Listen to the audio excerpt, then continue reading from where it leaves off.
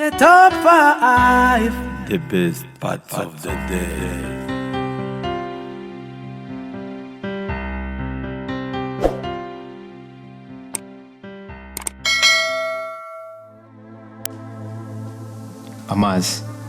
Amazi, amashyamba, imisozi, inyamaswa iziguruka n'izigendesha amaguru, ibiyaga, ibishanga.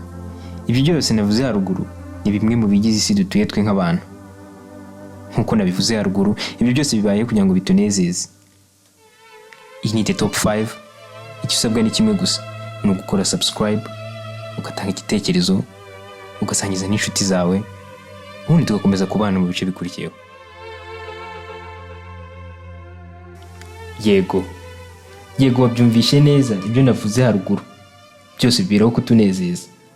Ariko ntiwakumva ukuntu 18% by'abatuye isi bisunga inzobere mu bijyanye n'indwara zo mu mutwe kugira ngo bagire inama bongere kugira ibyishimo bahoranye. Abandi 0.9% bakoresha drugs, ibiyobyabwenge.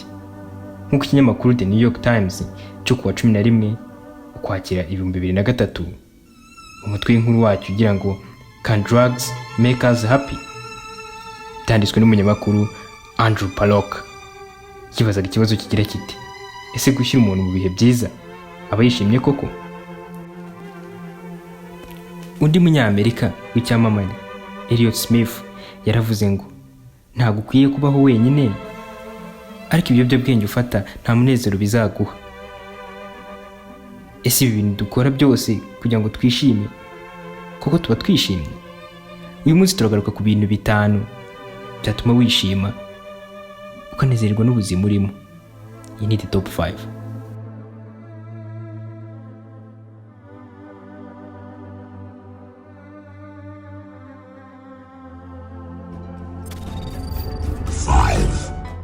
Ikintu cya 5 mu bintu byagufasha kwishima no kuryoherwa n'ubuzima.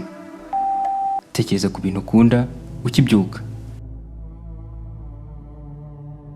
Ubundi umunsi utangira mu gitondo ukibyuka. Ibyo watekereje bwa mbere, ibyo byose bigira ingaruka ku munsi wawe. Si ngombwa gutekereza ku bintu bihenze, ahubwo ishimire duke twawe wavunikiye. Bizaguha amahoro, bigufashe no kugera ku rundi rwego.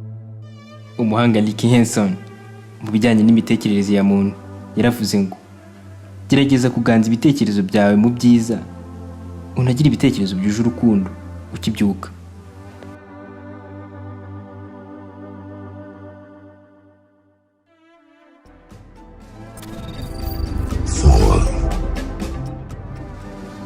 Ikintu cya 4 mu bintu byagufasha kwishima no kuryoherwa n'ubuzima: guseka buri gihe. Yego ibyo wumvishe nibyo.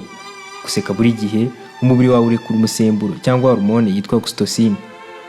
Uyu musemburo kandi utuma wiyumvamo abantu igihe muganira, kandi igihe useka uba wishyira mu mwanya mwiza.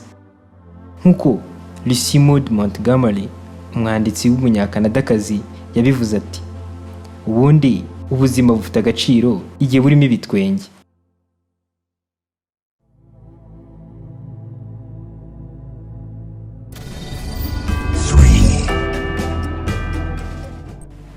Ikintu cya 3 mu bintu byagufasha kwishima no kuryoherwa n'ubuzima: kurya indyo yuzuye. Yego ibyo usomye nibyo. Indyo yuzuye ni kimwe mu bintu byagufasha kwishima no kuryoherwa n'ubuzima. Ubyumve neza, turi umusaruro w'ibyo turya. Ni gute wamererwa neza cyangwa ngo use neza mu gihe ibyo urya bitaboneye? Nk'uko umwanditsi w'umwongereza Virginia Woolf yabivuze ngo ni gute ushobora gutekereza neza, gukunda neza, gusinzira neza mu gihe utariye neza?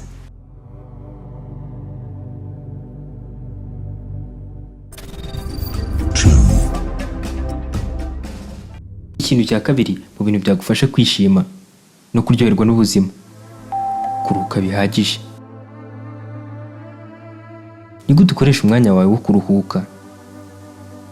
Abantu ubu ngubu bahanganye n'ikibazo cyo kubura ibitotsi nijoro, ari nabyo bigeza bamwe ku munaniro w'ubwonko, ugasanga umushiha, kuvuga nabi kubera kwiburira umwanya wo kuruhuka. Gerageza uko ushoboye uruhuke, umubiri wawe uzagushima uguha amahoro. Nayi Peoples, umuhanzikazi w'umunyamerika, yaravuze ngo ugomba kwikunda, nicyo kintu cy'ingenzi. Niba ari cyo kintu cy'ingenzi, uruhuka ute?